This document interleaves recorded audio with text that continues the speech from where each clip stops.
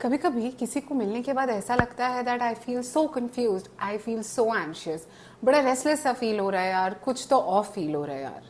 And you know lot of times ना guys, it's nothing related to कि आपने क्या किया है या आपने क्या नहीं किया है, but it is about the people you surround your self with.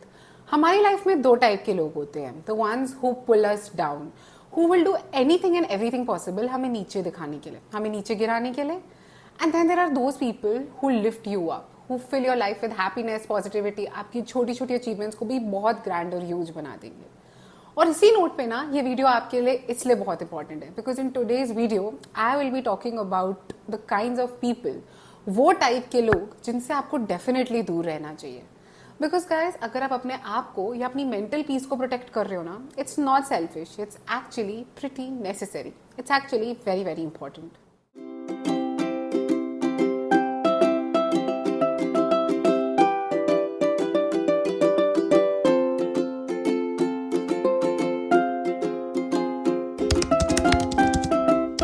Guys, and welcome back to another interesting YouTube video. Thank you so much guys for all your love to the channel. It truly does mean a lot to me. अगर आप मेरा channel first time देख रहे हो, if you are watching this video for the very first time और आपको idea नहीं है मैं कौन हूँ, हाय गाइस, आई एम इग्नोर और मेरा चैनल आपकी सेफ स्पेस होने वाला है. Because over here we talk about mental health, relationships, life, how to live your life in the best version possible. और आज का ये वीडियो इसलिए भी सुपर इंपॉर्टेंट है because in today's video I will be telling you about those kinds of people who you definitely need to stay away from. क्योंकि वो आपका सिर्फ मेंटल हेल्थ या पीस ही डिस्टर्ब नहीं करते, बट अगर आप इन लोगों को अपनी लाइफ में रखोगे ना, आपका sense of self, self worth, self respect, self मतलब आइडेंटिटी सब एकदम गुम सा जाएगा या खराब हो जाएगा. अब हर कोई ना अपने फोरहेड पे आई एम टॉक्सिक लिखवा के तो आता नहीं है, तो कभी कभी ना हम ये रेड फ्लैग वाले लोगों को समझ नहीं पाते. Sometimes these people can be somebody you love, your friends with. तो आज वो भी बताऊंगी कि कैसे पहचानो कि ये वो इंसान है जो एक्चुअली अपने आप को दिखा कुछ और रहा है, बट रियलिटी में अगर आप घुस के उनका माइंड पढ़ो ना तो उनके इंटेंशंस और थॉट्स कुछ और ही है. The first type of person, guys, that you definitely need to stay away from is the one who's always negative. ये वो वाले इंसान होते हैं गाइस जो हमेशा ही हर बात में या तो कोई सैड बात करेंगे, कोई बहुत ही मतलब एकदम पेनफुल बात करेंगे और हर चीज का सिर्फ नेगेटिव ही डिस्कस करते हैं. They will constantly talk about and discuss about all the things that can go wrong और हर चीज का ना नेगेटिव एग्जाम्पल ही देंगे दैट हाउ किसी ने ऐसा कुछ किया था और वो वर्कआउट नहीं किया गया. ये वो लोग होते हैं गाइस जिनके साथ रहना काफी इमोशनली एग्जॉस्टिंग हो जाता है because they are always constantly focusing on everything that will go wrong. And they are those people who have a problem for every solution. Yes, you heard it right. Life में कोई problem आएगी तो आप जाके उस problem को solve करोगे, पर ये उस सोल्यूशन में भी प्रॉब्लम निकाल लेंगे क्योंकि that is how their brain works, that's how their mind works. मैं ये नहीं कह रही हूँ कि ये लोग गलत है, but they need to go and seek out help.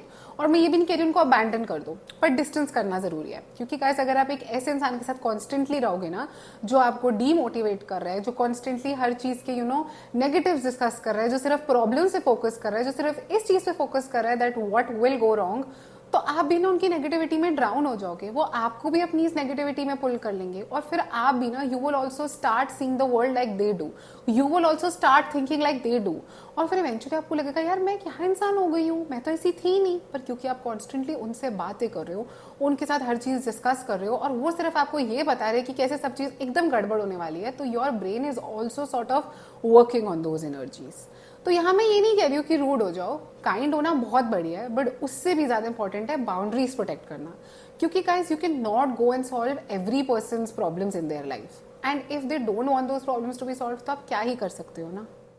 Second type of person, तो आई एम श्योर आप सब इतना रिलेट करने वाले हो ना, क्योंकि सबकी लाइफ में कभी ना कभी एक ऐसा इंसान आता ही है who is called the energy drainer.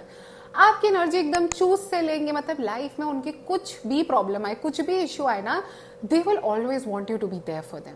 But जब बारी आपकी आती है, they are never there for you. Emotionally भी एकदम आपको चूस लेते हैं, your brain, your emotions, your mind. कभी कभी तो फाइनेंशियली भी आपसे हेल्प मांग सकते हैं. हमेशा आपको ऐसे चाहिए उनको, आप जैसे you are just like some service जिसका एक बटन प्रेस करा, होटल में जाके रूम सर्विस का और आ गया ना खाना 10 मिनट में, वैसे आपको यूज करते हैं. पर पता नहीं जब आपकी लाइफ में प्रॉब्लम्स या टफ टाइम आता है तो कहाँ गायब से हो जाते हैं, तब पता नहीं कैसे मिस्टर इंडिया के अनिल कपूर बन जाते हैं. अब ऐसे लोगों से दूर रहना इसलिए इंपॉर्टेंट है गाइस क्योंकि रिलेशनशिप्स ना लाइफ में दोनों साइड से होते हैं. It can't be just one person giving and giving and the other person only taking and taking. अगर मैं, चलो ये मान लेते हैं कि हर कोई ना 50-50 नहीं कर सकता, 60-40 तो होना चाहिए ना, क्योंकि 70-30 या 80-20 तो बिल्कुल नहीं चलता।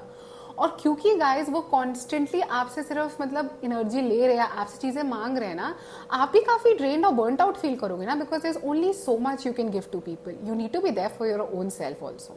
और ये लोग ऐसे भी होते हैं गाइस जिनको वैलिडेशन की जरूरत होती है, जिनको दूसरों से दूसरों की अट्रैक्शन भी नहीं मैं कहूँगी, बट दूसरों की अटेंशन चाहिए होती है, दूसरों से सिंपैथी चाहिए होती है, मतलब इनको चाहिए कि एवरीथिंग बिकम्स अबाउट देम। अब नेक्स्ट टाइम जब ऐसी सिचुएशन में हो ना, तो ये बोलना that I understand what you are going through, पर यार मुझे ना अपने ऊपर भी ध्यान रखना है, क्योंकि अगर आप ही अपनी एनर्जी प्रोटेक्ट नहीं करोगे तो कोई और कैसे करेगा ना। Third type of person guys is the master manipulator, जो हर सिचुएशन, हर बात, हर स्टोरी और हर नरेटिव को अपने ही फायदे के लिए ट्विस्ट कर लेते हैं। पता नहीं कैसे हर सिचुएशन में वो ही विक्टिम बन जाते हैं। पर कमाल की बात तो ये है, ये वो वाला इंसान होता है जिसने गलत भी खुद ही किया होता है। इधर की बात उधर कर देंगे, दिल ट्विस्ट फैक्ट्स एंड दिल make you feel like you're a very bad person. और अगर आप इस टाइप के इंसान को जाके कभी कुछ ऐसा बोल दो ना, यार आई डेंट लाइक कि तूने ऐसे किया, तो आगे से बोलेंगे यू आर सो सेंसिटिव यार, इतनी सी बात का इतना बड़ा इशू। हर बात को, मतलब आपकी हर बात को तो गलत दिखाएंगे ही दिखाएंगे, बट कहीं ना कहीं हर नैरेटिव में अपने आप को ही विक्टिम बना देंगे, गलत भी खुद ही करेंगे और फिर ऐसा दिखाएंगे कि सामने वाला यानी कि यू और someone else has done wrong to them.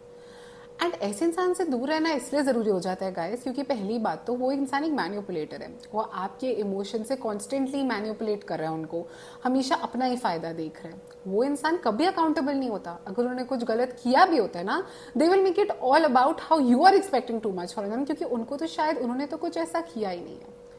But more than that guys, ऐसे इंसान से दूर रहना इसलिए भी इंपॉर्टेंट होता है क्योंकि अगर आप कॉन्स्टेंटली एक ऐसी स्पेस में हो जहाँ आप मैन्युपुलेट हो रहे हो ना, तो आप भी कभी कभी उन वर्ड्स को, उन बातों को you start believing them, and eventually what happens is that आपको लगता है यार कहीं मैं सही में ऐसी तो नहीं हूँ, कहीं ये सही तो नहीं कह रहा है, what if I am actually like this person. तो don't let them win in this dirty game that they are playing, क्योंकि ये तो उनका काम है और ये आपके साथ नहीं, ये हर उस इंसान के साथ करते हैं जो उनकी लाइफ में होता है। क्योंकि गाइज मान लिया कि कभी कभी कुछ लोग ऐसे होते हैं जिनके साथ बहुत गलत हो रहा होता है, पर अगर 10 के 10 सिचुएशन में आप ही विक्टिम हो ना, तो शायद आपको इंट्रोस्पेक्ट करने की जरूरत है कि यार इतना क्या हो रहा है कि सब आके आपके साथ ही गलत कर रहे हैं। Why is the entire world obsessed with doing bad to you? और लोग नहीं है कि किसी के पास गलत करने के? और इसके लिए तो ना सबसे बड़ी टिप ये है कि भाग जाओ अगर ऐसा कोई इंसान है तो। ये तो एक मेजर रेड फ्लैग है, और किस चीज का वेट कर रहे हो? अगर ऐसा कोई भी वार्निंग साइन देख रहे हो ना guys, honestly stay away, because people like this can not be improved. तो इससे पहले कि वो आपका माइंडसेट खराब करे, आप निकल ही जाओ सिचुएशंस। गाइज अब आ जाता है वो इंसान जो हर किसी की लाइफ में गेम शो के जज की तरह होता है। मतलब they will always criticise anything and everything you do. Constructive criticism बात अलग होती है उसकी। इनफैक्ट वो लाइफ में काफी इंपॉर्टेंट होता है, और वो ना बहुत कम लोग देते हैं लाइफ में actual feedback, actual criticism, because वो फीडबैक ऐसा होता है that will help you grow. But ये वो वाले लोग होते हैं who will constantly criticise everything you do. उनका बस चले तो वो आके आपको ये भी बोल देंगे, यार तो सांस बड़े गलत तरीके से लेता है, बड़ा ज्यादा एयर ले लेता है अंदर, बाकी किसी के लिए ऑक्सीजन ही नहीं बचता है। अब हो सकता है आपको ये बात फनी लग रही हो, बट मैं सच बताऊं, ये एक्चुअली ऐसे लोगों का साइन होता है। हर छोटी छोटी चीज क्रिटिसाइज करेंगे, पर अगर लाइफ में आपके साथ कुछ बहुत बढ़िया हो गया तो पता नहीं कैसे उनको वो दिखता ही नहीं है, वो तो उनको बिल्कुल सेलिब्रेट नहीं करना। They will constantly make you feel like आपने कभी लाइफ में कोई अच्छा डिसीजन लिया ही नहीं है, लाइफ में आपने कभी कुछ सही किया ही नहीं है, और बाय चांस अगर आपसे कुछ सही हो गया है तो वो इसलिए क्योंकि तुक्का लग गया है, और अगर कुछ गलत हुआ है तो वो इसलिए क्योंकि आपने कहाँ कभी कुछ सही किया लाइफ में।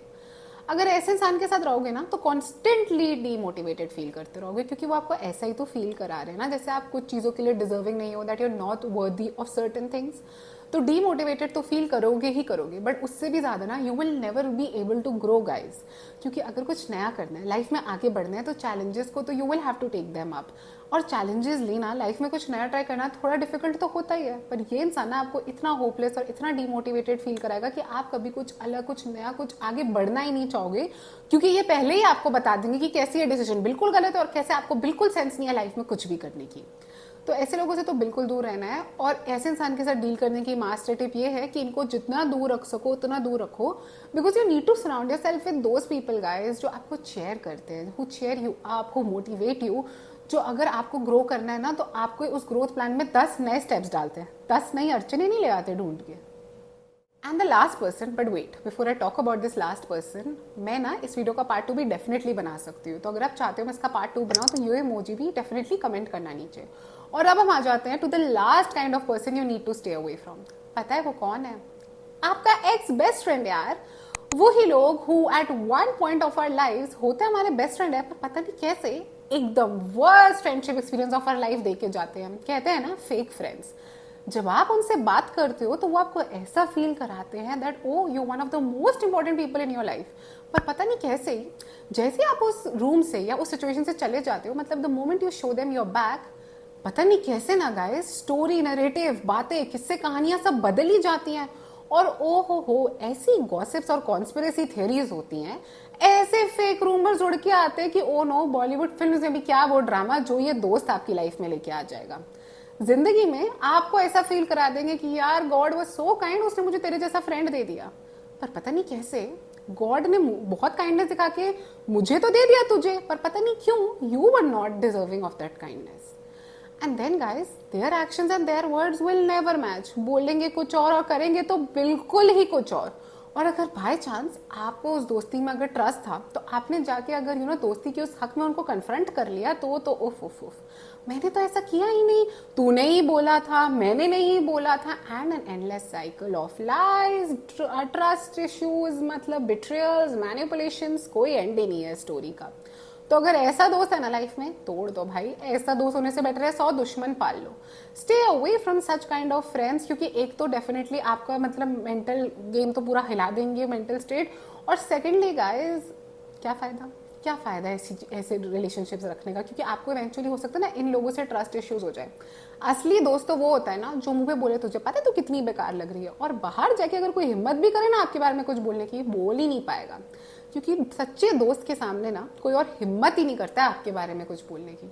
इससे रिलेटेड एक टिप और भी दे देती हूँ कि अगली बार लाइफ में आके कभी कोई आपको बोले ना, अ फ्रेंड ऑफ योर्स, की तुझे पता है उसने तेरे बारे में क्या बोला, तो आप आगे से बोलना है नहीं, पर यार मुझे ये बताइयो वो इतना कंफर्टेबल क्यों था तेरे सामने कुछ बोलने के लिए। दे दिया ना समथिंग टू थिंक अबाउट।